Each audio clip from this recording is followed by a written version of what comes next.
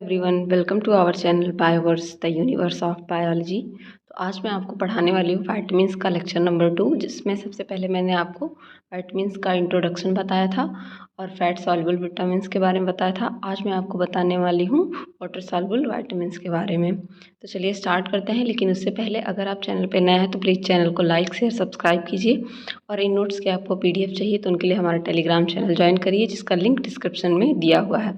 तो चलिए स्टार्ट करते हैं। सबसे पहले हम लोग जानेंगे वाइटमिन्स। आपको पता होगा, जैसे कि मैंने कल भी क्लास में बताया था कि 9 वाइटमिन्स होते हैं जो क्या होते हैं वाटर सॉल्युबल।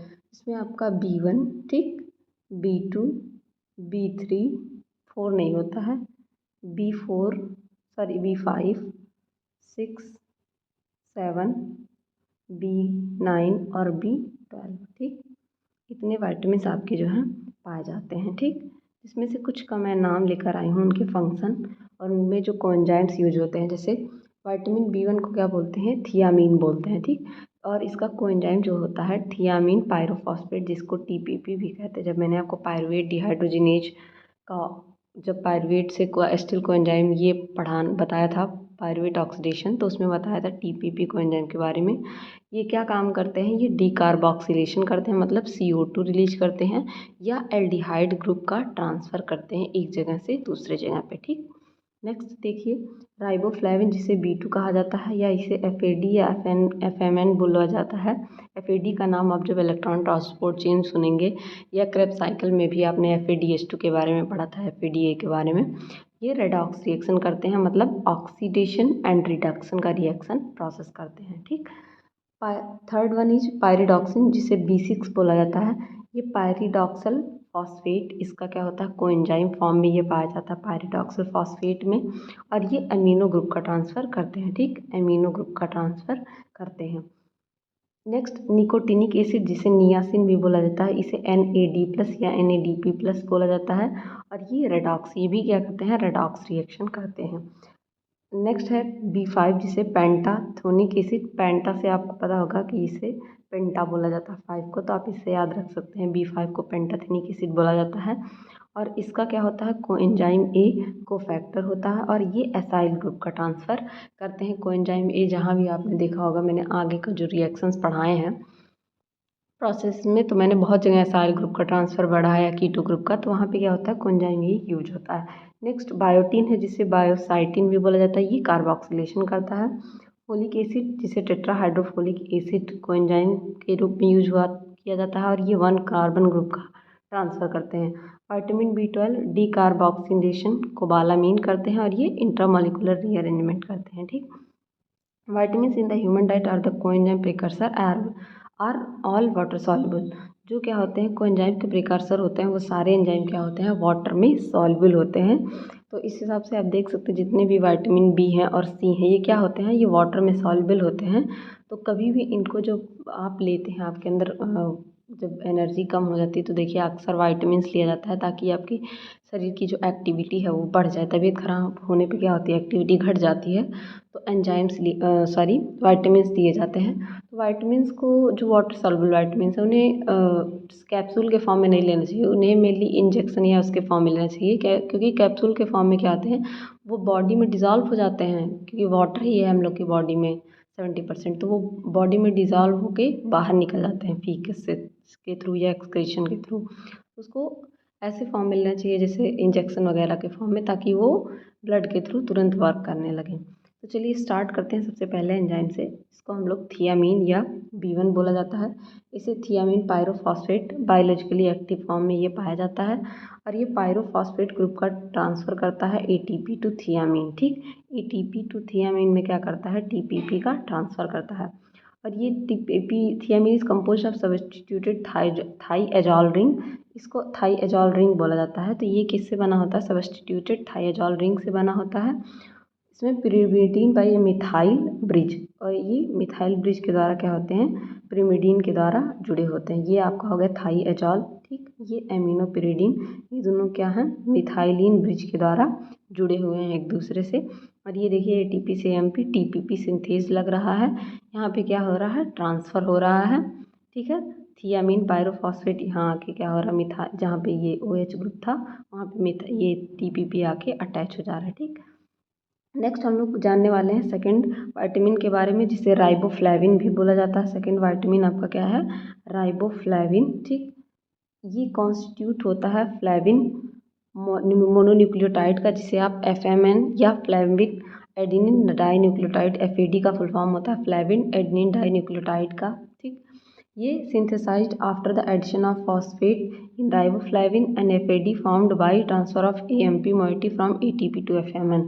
ये क्या होते हैं, जब ATP का फॉर्मेशन होता है FMN से तो क्या बनता है, ठीक है, FAD बनता है, FAD। ठीक, FMN और FAD are each capable of reversibly accepting two hydrogen atoms.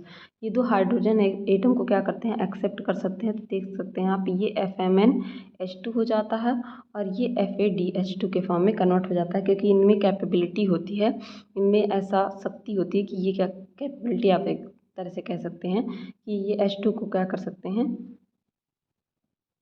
The oxidised form of iso alloxazine structure absorb light around 450 nm।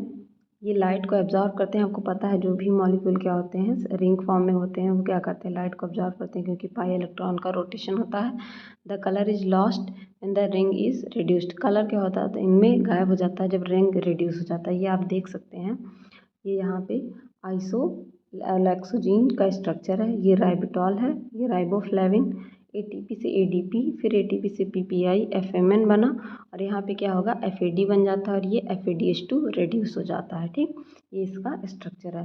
Third enzyme क्या है, थर्ड एंजाइम है आपका नियासिन, जिसे कि विटामिन B3 भी कहते हैं। इसे नियासिन या निकोटीनिक एसिड भी कहते हैं। ये पिरिमिडीन से डिराइव होता है, मतलब पिरिमिडीन आपने पढ़ा होगा, purine and pyrimidine, adenine guanine thymine और साइटोसिन के बारे में आपने पढ़ा होगा। प्यूरिन और पिरिमिडीन, तो ये पिरिमिडीन से डिराइव्ड होता है। बायोलॉजिकली एक्टिव कोएंजाइम होता है, forms are nicotinamide adenine dinucleotide and its phosphorylated derivative nicotinamide adenine dinucleotide phosphate. ये किस किस फॉर्म में पाए जाते हैं, NAD+ के फॉर्म में और NADP+ के फॉर्म में पाए जाते हैं। इन दोनों के बारे में मैंने आपको बताया है। ठीक, निकोटिनामाइड क्या होता है, is a derivative of nicotinic acid that contain amide instead of carboxyl group. ठीक, ये क्या होते हैं, एमाइड की जगह पे कौन सा ग्रुप कंटेन करते हैं, कार्बोक्सिल ग्रुप कंटेन करते हैं। NAD+ and NADP+ serve as a coenzyme in oxidation reduction reaction in which coenzyme undergoes reduction of the pyrimidine ring by accepting hydrogen ion। ये क्या होते हैं, ये दोनों के दोनों कहाँ पे यूज होते हैं, जहाँ पे रेडॉक्स रिएक्शन होता है, जहाँ पे ऑक्सीडेशन रिडक्शन रिएक्शन होता है, जिसमें क्या होता है, कोएंजाइम क्या होता है, रिडक्शन करता है पिरिमिडीन का रिंग का, जिसमें हाइड्राइड आयन को एक्सेप्ट करके ये क्या करता है, उसका रिडक्शन करता है। जो रिड्यूस्ड NAD+ और NADP+ होते हैं, ये NADH और NADPH के फॉर्म में लिखे जाते हैं, क्योंकि इनका रिडक्शन हो गया तो H क्या होगा, इनमें ऐड हो जाएगा। ठीक, डिफिशियंसी ऑफ नियासिन क्या कॉज करता है, पिलाग्रा डिजीज़ कॉज करता है। इसमें जो है क्या होता है, disease involving the skin and central nervous system. ये इसमें स्किन और आपका सेंट्रल नर्वस सिस्टम इफेक्ट होता है। इस डिजीज़ के क्या सिम्टम्स होते हैं, तो इसे आप 4D से याद रख सकते हैं। 4D, dermatitis, diarrhoea, dementia. Dermatitis हो जाना, स्किन पे आपके प्रॉब्लम। डायरिया आप समझ रहे हैं, डिमेंशिया का मतलब भूलना, डिमेंशिया में जो लोग भूल जाते हैं कुछ बातों को, या अगर अनट्रीटेड रहा तो डेथ भी हो जाएगा। तो इसे आप 4D से याद रख सकते हैं। और ये आप देख सकते हैं, इसका स्ट्रक्चर है एडेनिन, यहाँ पे ये रेड्यूस्ड फॉर्म में, जब हाइड्रोजन निकल जाएगा तो ये NADH फॉर्म में आ जाएगा। नेक्स्ट हम लोग पढ़ने वाले हैं विटामिन, जिसे कि बायोटिन बोला जाता है। बायोटिन क्या होता है, एक कोएंजाइम होता है कार्बोक्सिलेशन रिएक्शन में, in which it serve as a mobile carboxyl group carrier. ये कार्बोक्सिल ग्रुप का क्या होता है, कैरियर होता है। Biotin is a covalently bound to the enzyme by an amide linkage between carboxyl group its valerate side chain and the alpha epsilon amino group of enzyme lysine residue to form biotin, alternatively biotin lysine residue. ये क्या होते हैं, ये देख सकते हैं, इसका side क्या होता है, लाइसिन रेसिड्यू से कन्वर्ट होता है, इसलिए इसको क्या बोला जाता है, बायोसाइटिन, या अल्टरनेटिवली इसको बायोटिन लाइसिन बोला जाता है, क्योंकि लाइसिन इससे क्या होता है, अटैच रहता है इसके वैलेरेट साइड चेन में। ठीक, लाइसिन का स्ट्रक्चर मैंने आपको पढ़ाया है, तो ये उसी का स्ट्रक्चर अटैच होता है, इसलिए इसे बोला जाता है नेक्स्ट B5 जिसे कि क्या बोला जाता है, पेंटोथेनिक एसिड भी बोला जाता है। ये कंपोनेंट कोएंजाइम ए के फॉर्म में पाया जाता है, मैंने आपको पहले ही बताया था, और एसाइल ग्रुप का ट्रांसफ़र करता है जो शुरू में मैंने आपको बताया था। Coenzyme A contains thiol group that carries acyl compound as activated thiol ester. ये क्या करते हैं, एसाइल ग्रुप कंटेन करते हैं जो एसाइल थायोल एस्टर को एक्टिवेट करते हैं। ये एसिड कंस्टिट्यूट होते हैं एसाइल ग्रुप कैरियर प्रोटीन के, ACP प्रोटीन के। ये मैंने आगे आपको पढ़ाया तो उसमें ACP प्रोटीन के बारे में बताया है। ये परफॉर्म टू फंक्शन, ये क्या क्या करते हैं, एक्टिवेशन ऑफ एसाइल ग्रुप और ट्रांसफर बाय न्यूक्लियोफिलिक अटैक।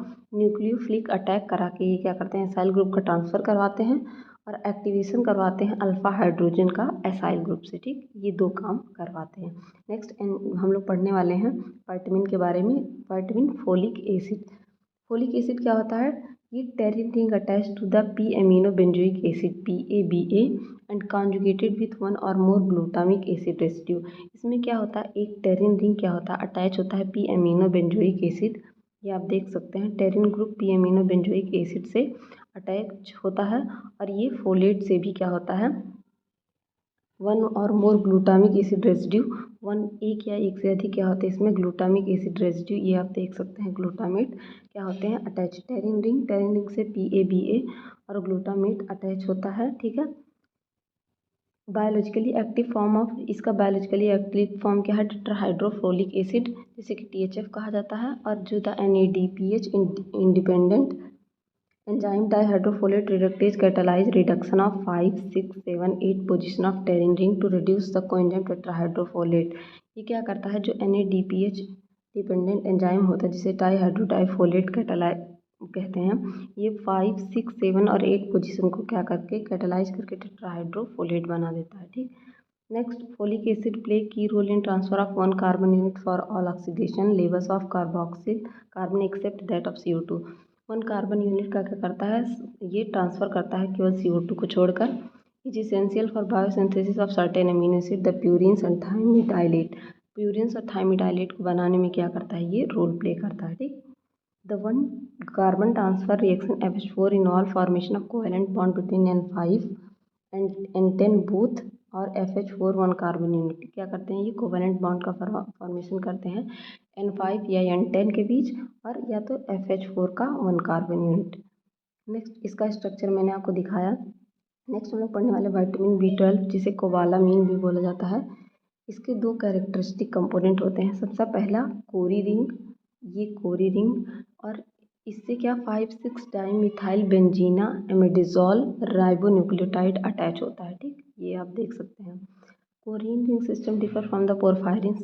ये कोरिन रिंग क्या होते हैं, पोरफायरिन रिंग से अलग होते हैं। ठीक, क्यों क्यों अलग होते हैं, two pyrrole links are link directly rather than through the methine bridge. इसमें देखिए, पायरॉल वाले में क्या होता था, दो मेथिन ब्रिज से अटैच होते थे, लेकिन यहाँ पे क्या है, ये डायरेक्टली अटैच है। ठीक, second, metal that is coordinated by 4 pyrrole nitrogen is cobalt rather than iron.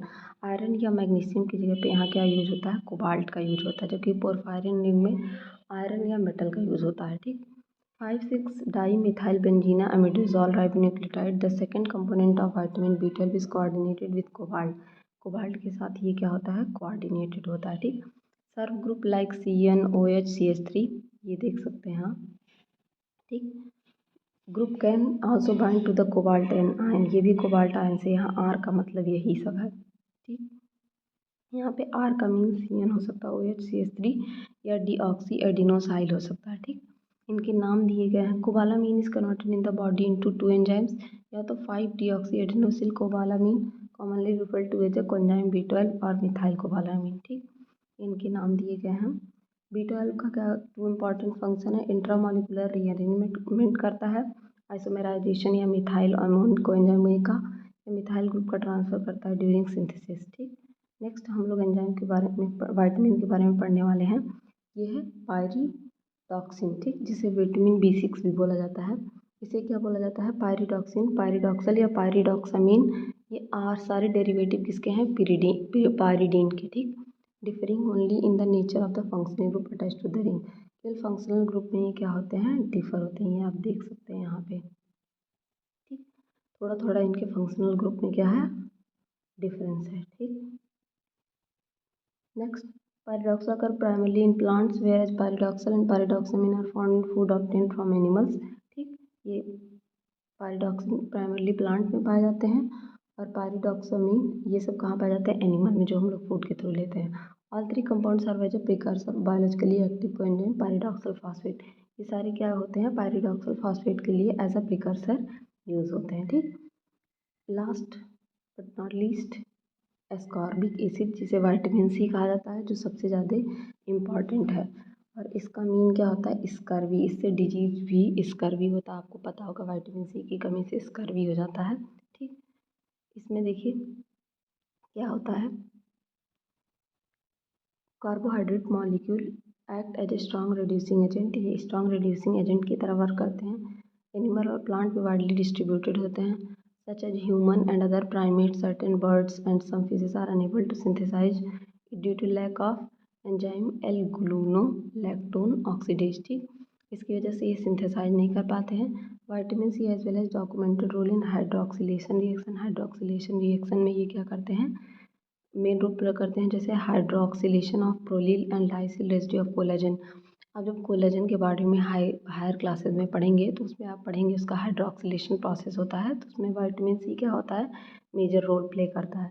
ये इंपॉर्टेंट एंटीऑक्सीडेंट होता है by route of its water solubility and its oxidation of dihydro ascorbic acid. Deficiency ascorbic acid का scurvy disease cause करता है, जिसका character क्या होता है, sore, spongy gums, loose teeth, fragile blood vessel, swollen joint, anaemia, ये सारी चीज़ें. ठीक, और many of the deficiency symptom can be explain by deficiency in the hydroxy. इसमें देखिए ये तो आप बड़े क्लासेस में पढ़ेंगे. मेनली शोर हो जाना, स्पॉन्जी गम, लूज टीथ हो जाना, ये सारे क्या हैं, इसके कैरेक्टर हैं. तो होप इतनी चीज़ें आपको अच्छे से समझ में आई होंगी. जितने भी वाइटामिन के बारे में हम लोगों ने आज पढ़ा, तो होपफुली हम लोगों ने आज सारे ही वाटर सॉल्युबल विटामिन के बारे में कंप्लीट कर लिया. तो ये विटामिन का लेक्चर कंप्लीट हो गया. इसी तरह बने रहिए और अच्छे लेक्चर के लिए. Thank you everyone.